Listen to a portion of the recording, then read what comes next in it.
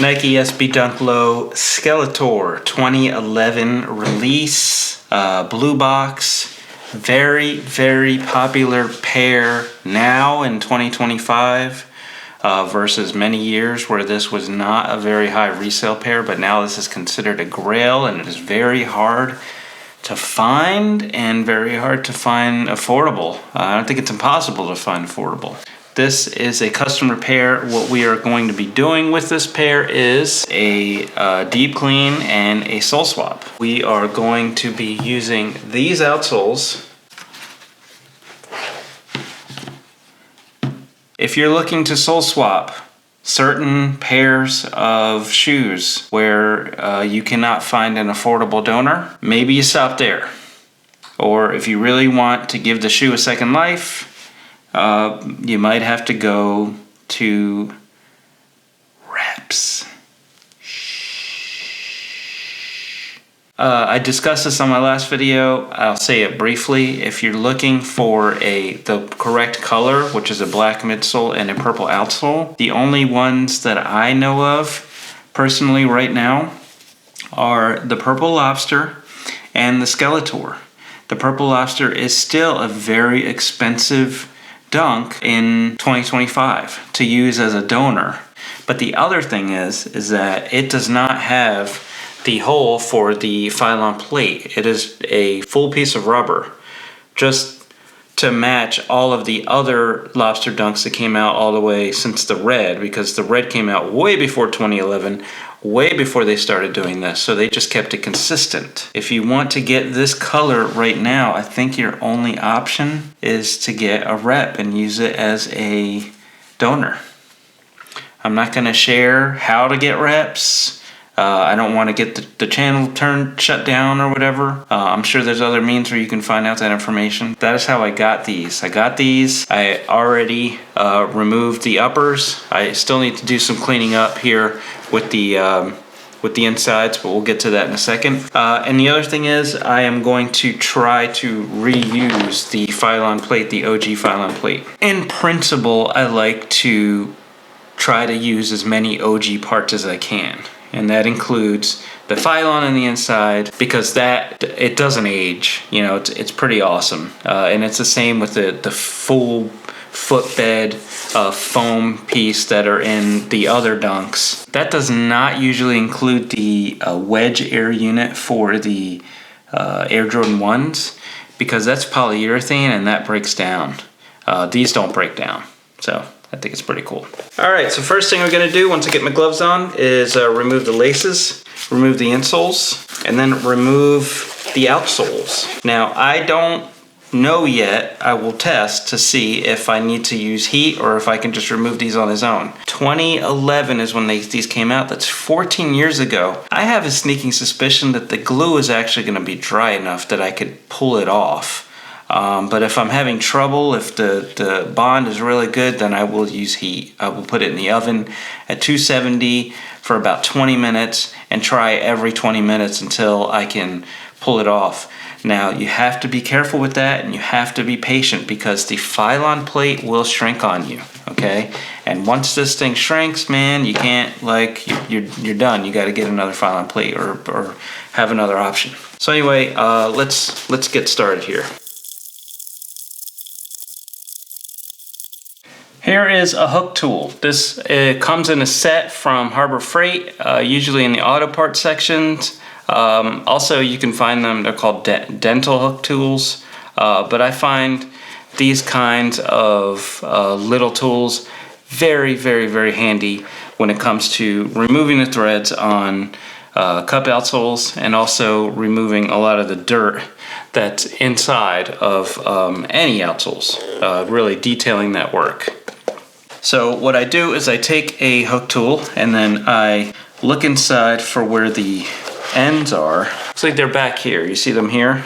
So I'm just going to find out where these correspond to this side and try to pull an end out.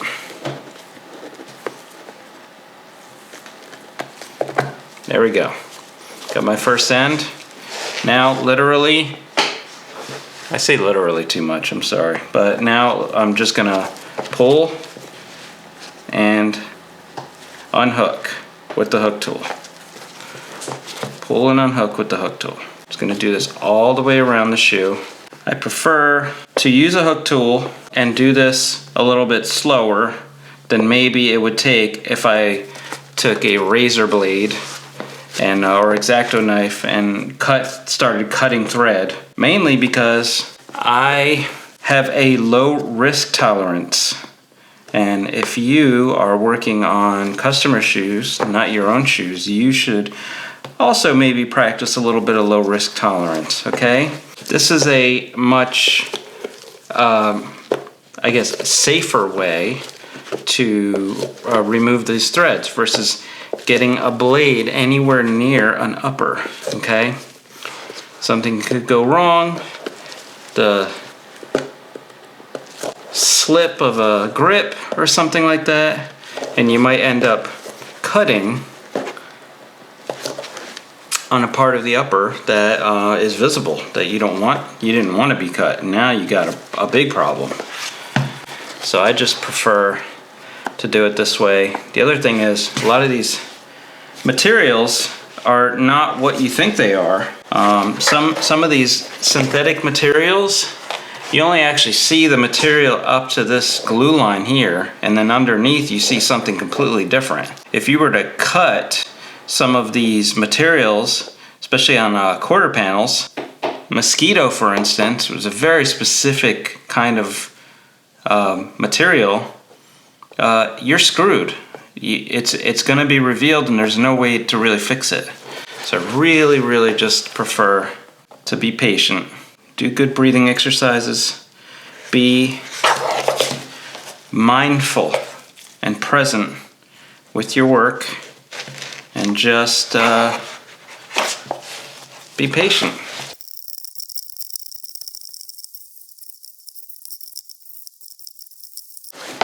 Okay, the outer stitch has been removed. Now I'm removing the inner stitch. Should just come right out. Now you'll notice that the factory did black for the back stitch. Totally fine. First of all, make sure that you have the threads, have them ordered or already have them in stock. I've already done some of these Skeletor, so I actually already have this thread.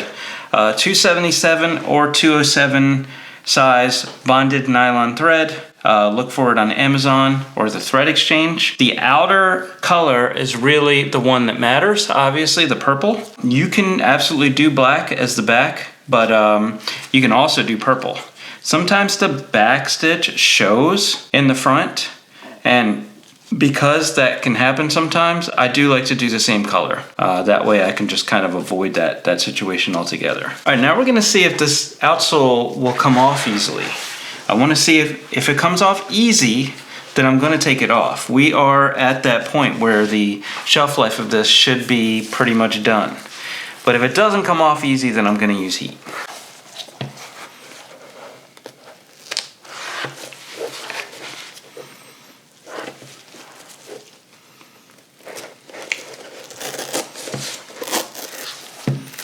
I just stuck my my hook tool in with the hook facing the way that I'm pushing, and I can hear that crackle sound, which really sounds like dry glue. So this glue is very dry, and this thing seems to be coming off pretty easily.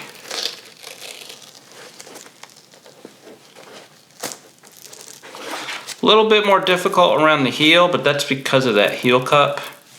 The heel cup is very rigid, so there's not a whole lot of give there.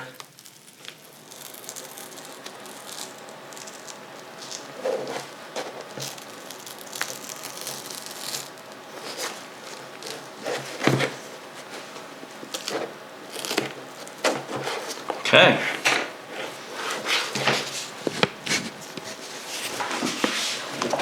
Sounds like I got it.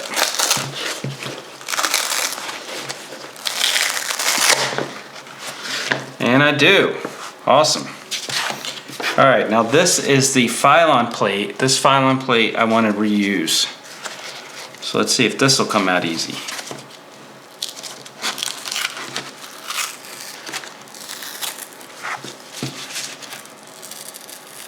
Definitely don't want to force it in any way, shape, or form.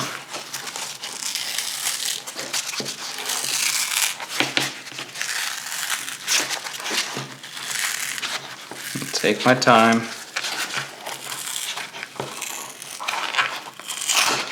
All right, I'm pretty stoked that I'm going to be able to reuse this file and plate. Here is the rep. Doesn't fit quite the same. Looks like this rep is more narrow. Well, gonna have to make some modifications to make sure that this fits correctly. But we're gonna cross that bridge when we come to it.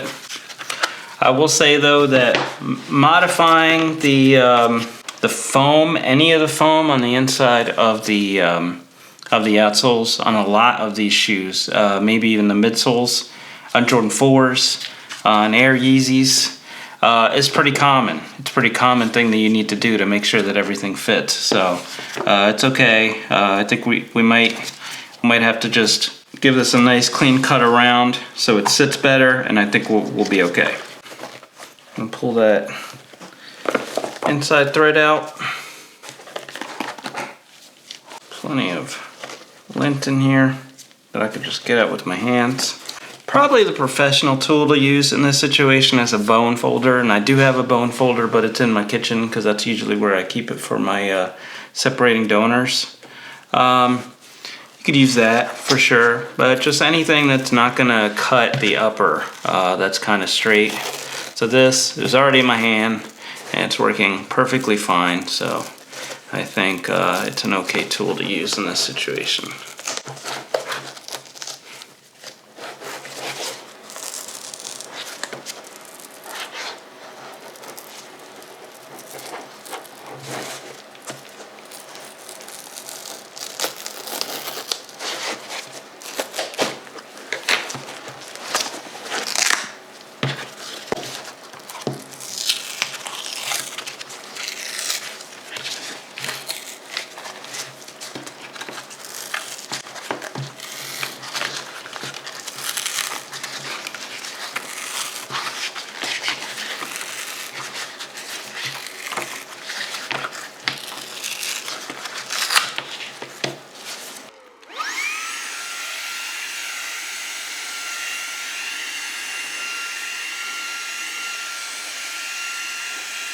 More than likely, on these straps on SV Dunks, and also on Jordan 4s, you're gonna get a lot of lint, pet hair, stuff like that, right at the bottom of the strap where the strap kind of meets the strobel there.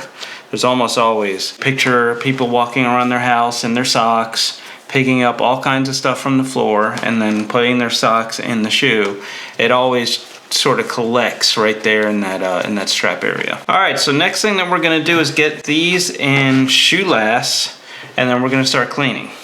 These are Dunk and SB Dunk shoe lasts in the correct size. These are size 11 US, which is a size 45 Euro, and these are size 45 Euro. These do not have a tendo hinge, so it can be tricky getting them in and out. But if you have a nice long shoehorn, that's the ticket. So I push the shoe last all the way to the front. Okay, make sure it's filling up that front there. And then I get my my long shoehorn. I stuff this long shoehorn in the rear, in the heel of the shoe. Okay, and I push down firm.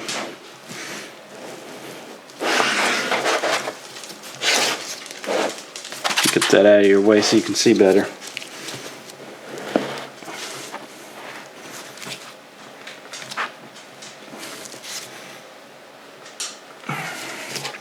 All the way down. An important thing, you don't want the bottom of the heel to look mushy. Okay, you want it to look nice and firm, so you got to make sure it goes all the way down. Then I can just kind of shake this shoehorn out.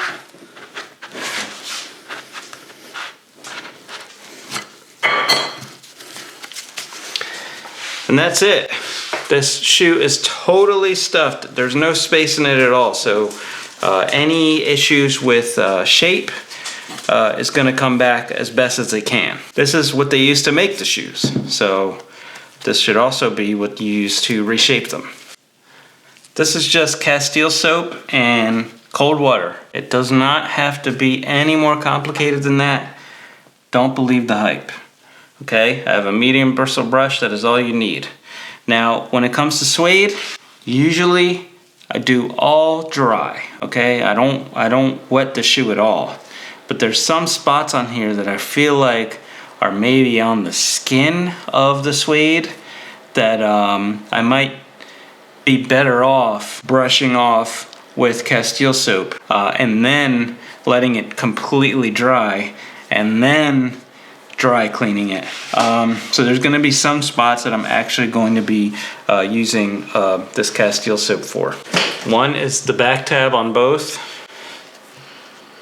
Now, see all this water coming off here? I want it mostly dryish brush when I'm actually using the product. I don't want a lot, and this applies no matter what, suede or no suede. I just want the soap, the foam, you know, foam in the zone, whatever, blah, blah, blah. I want to create foam. I don't want something super, super wet. So I'll take my time and make sure that a lot of the water comes off of this, and then I'll use it.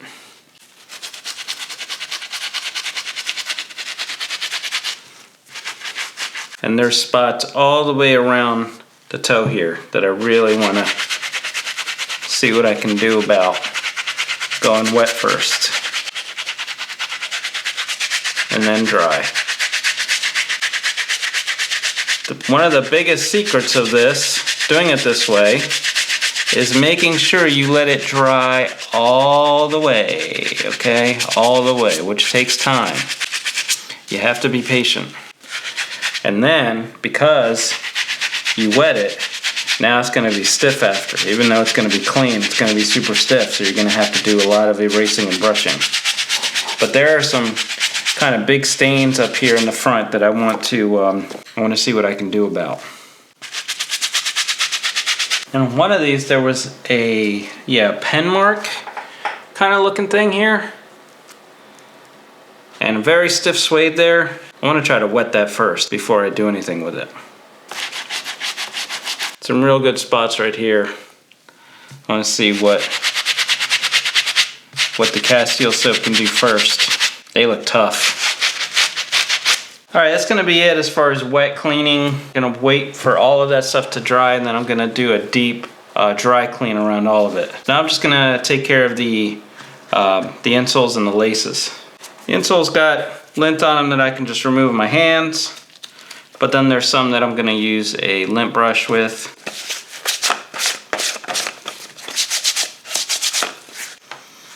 Then a lint shaver, just to shave off any of the excess.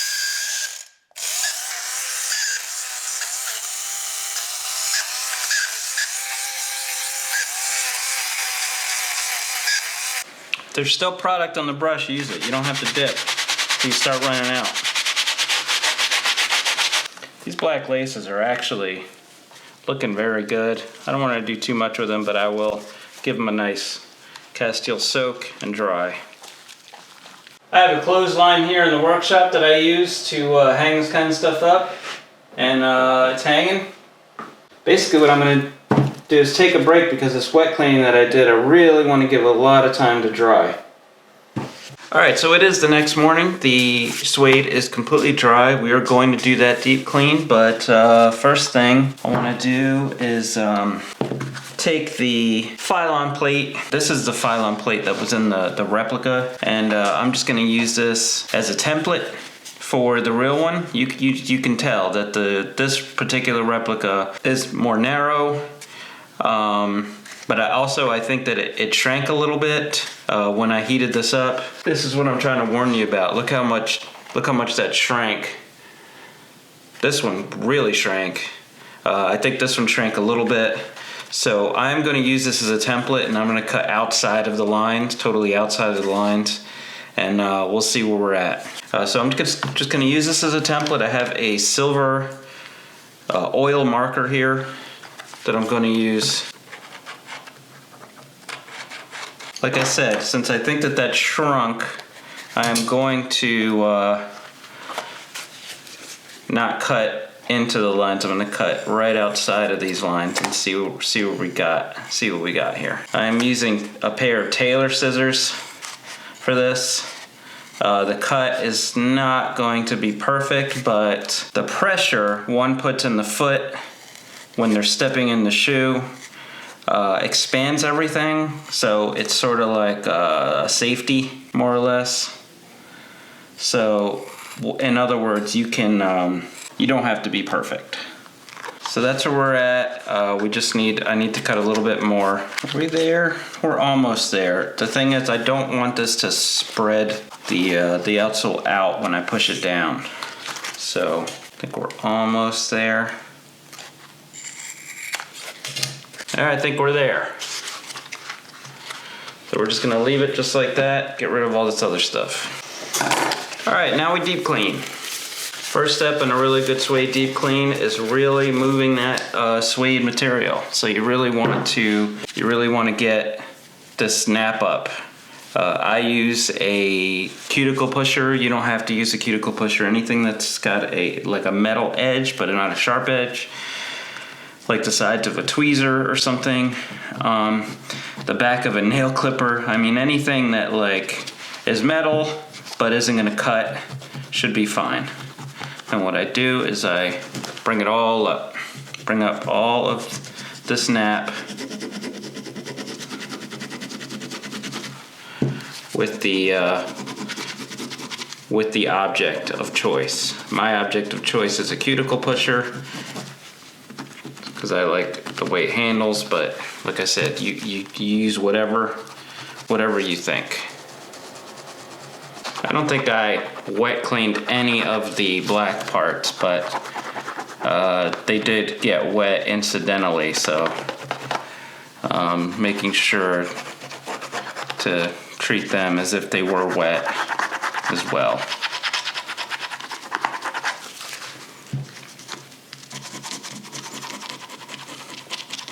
Medium bristle brush, give it a brush.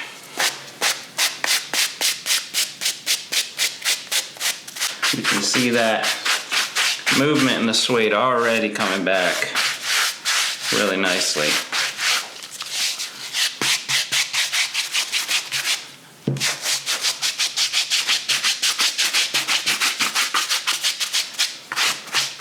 All right, now I'm going to use this funny looking suede brush. It's basically silicone. It's like a huge eraser.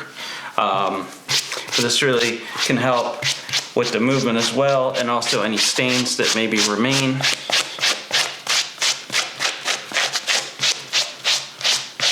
All right, give it another brushing, and as long as there's no major stains left, which I don't see any, then we're good to go, and we can do the same exact thing on the next one. All right. Just gonna go ahead and do the next one now.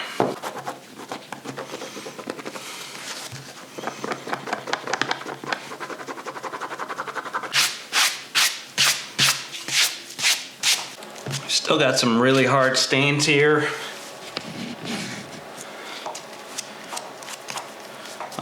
I'm gonna try a high grit sandpaper. If this were nubuck, I would do a lower grit, a grittier. The lower the number, the grittier the sandpaper is. I think it's 320 and 400 for nubuck. For suede, I'm going higher because you can literally turn the suede into nubuck, and that's not what we're trying to do. So this is a lighter grit, but hopefully it will pick up this really nasty hard stain here.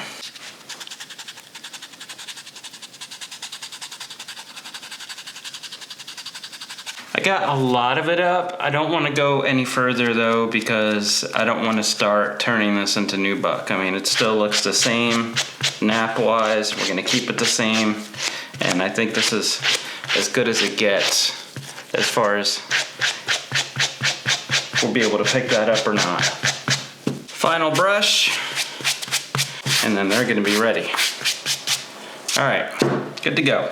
Now's the time that I use acetone. It's the only time I ever use acetone. I don't even bother with the gloves. The gloves that I have are 6 mil. I'm sure you could do like maybe 8 mil, 10 mil gloves, and they won't, the acetone will eat through them quite as well. But I just use my hands.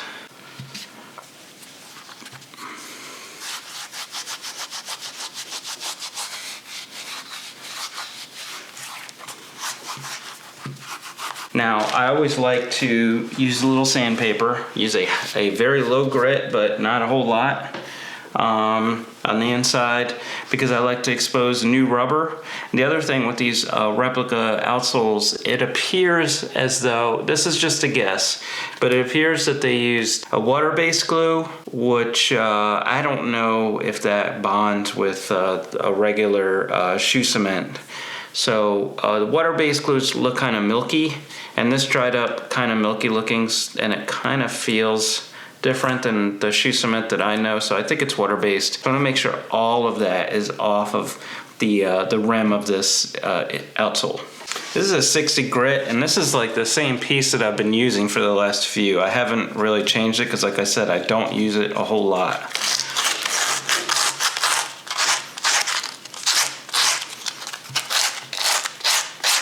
Okay, so off camera, I actually did take a Dremel to the edges just because there was still suede from the previous shoe glued onto there. I thought about it. If there's still suede on there, then there's still the glue, whatever glue that they used is still on this part. So I really wanted to get rid of it. So I lightly Dremeled the inside just to make sure all that suede was gone and any glue that was with it was gone as well. So now we're going to go ahead and glue in the Phylon plates. Okay, so now I'm going to apply glue on the uppers.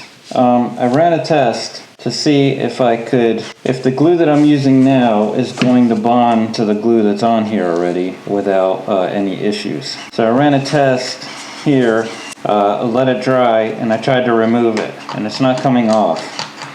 So that tells me that it will bond, and I think I'm safe to just apply glue over this other glue.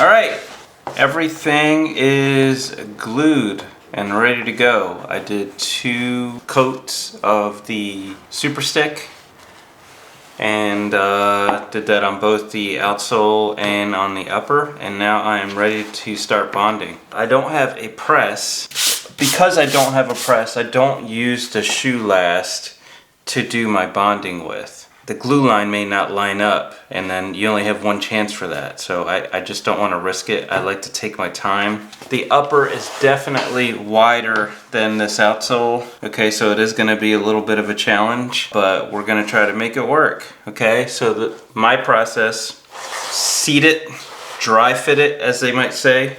Okay, dry fit it first. I actually think that I might have to cut this strobel down and make a space. That way I can actually match the narrowness of this outsole, because when I line up on one side, when I'm lined up perfectly, just hold it in that position. When I turn it on the other side,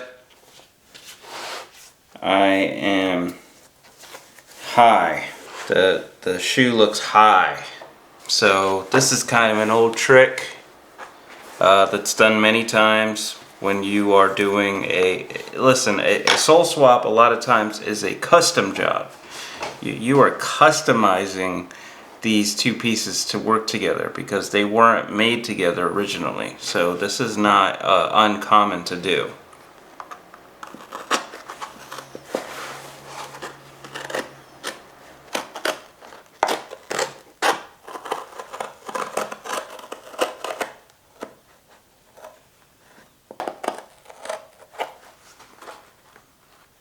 Right now, since I have that line cut down the middle, if I have to make this more narrow, it's gonna give me a little more leeway, okay, to do that.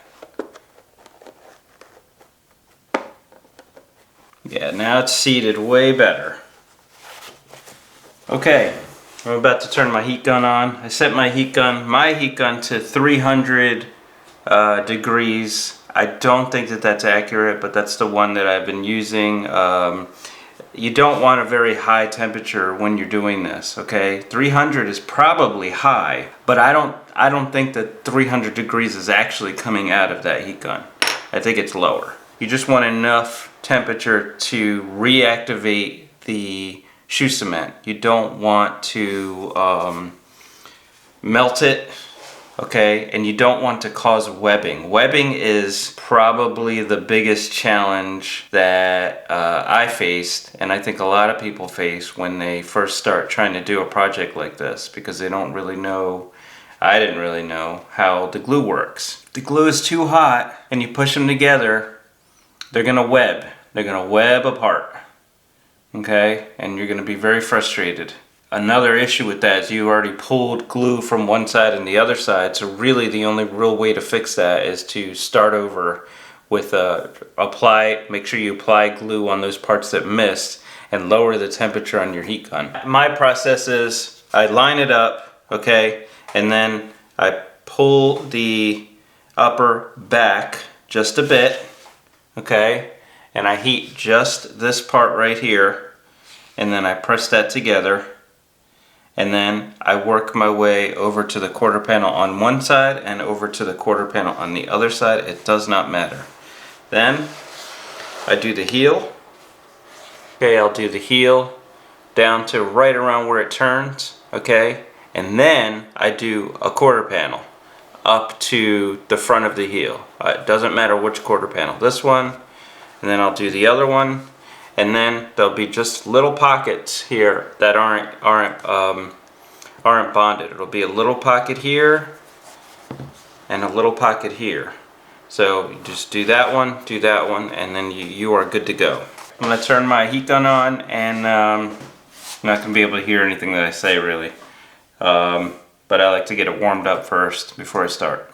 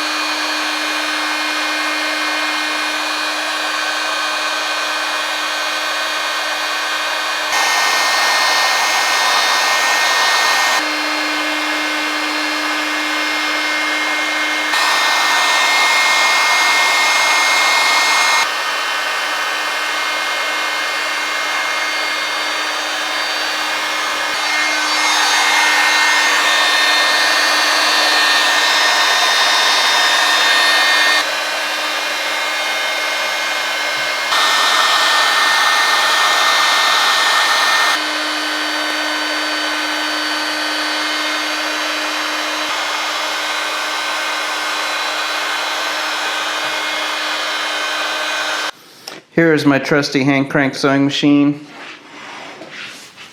I need a lot of light in order to see the factory holes, so I shine a lot of light here.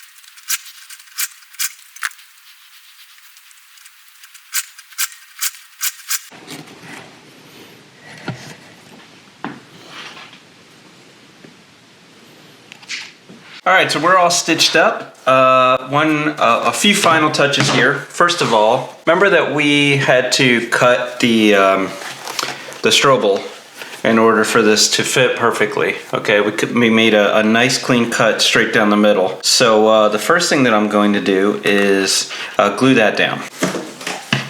Pretty simple with Strobel. I don't even bother applying glue on the other side because I could just kind of smash it into the Strobel. So I'm gonna just go ahead and do that and press down the glue so that the glue gets on the Strobel as well, and then pick it up, let it dry. Give it another 30 seconds or so, and then I think we're gonna be good. Pretty good. See my threads that are hanging out here? They go inside.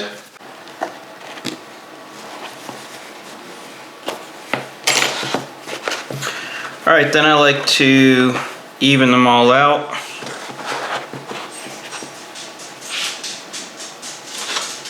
Cut them to make them look nice and neat. Then apply glue right over top of them, just like they do in the factory. A little dollop of glue, then right over top, I just put the insole on.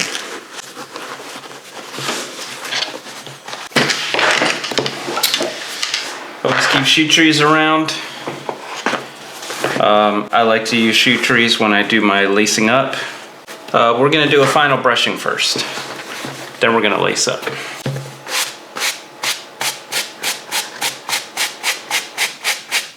Might be a little glue residue on the outsole, on the top of the cup outsole.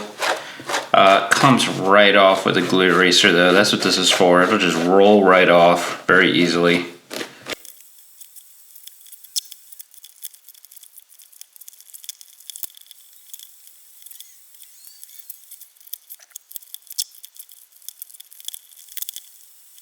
All right, now we are good to go.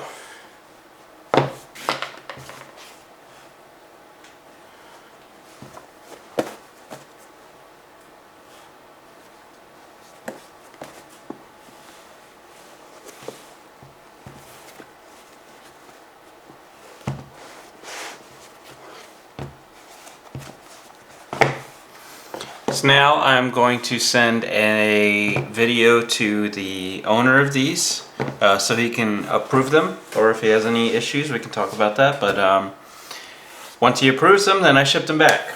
One small but important detail about shipping these back, I need to make sure that I ship back the OG parts to the customer. That includes the threads. I'm going to make sure that the threads come back in because I used purple and they used purple black.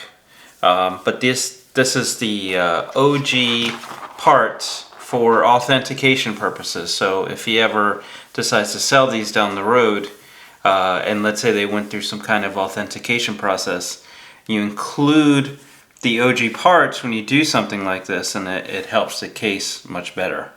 So I've done it many times. You know, as long as you provide the OG parts, they know that these parts are the authentic parts, and they know, you know, they kind of can figure out what you did from there.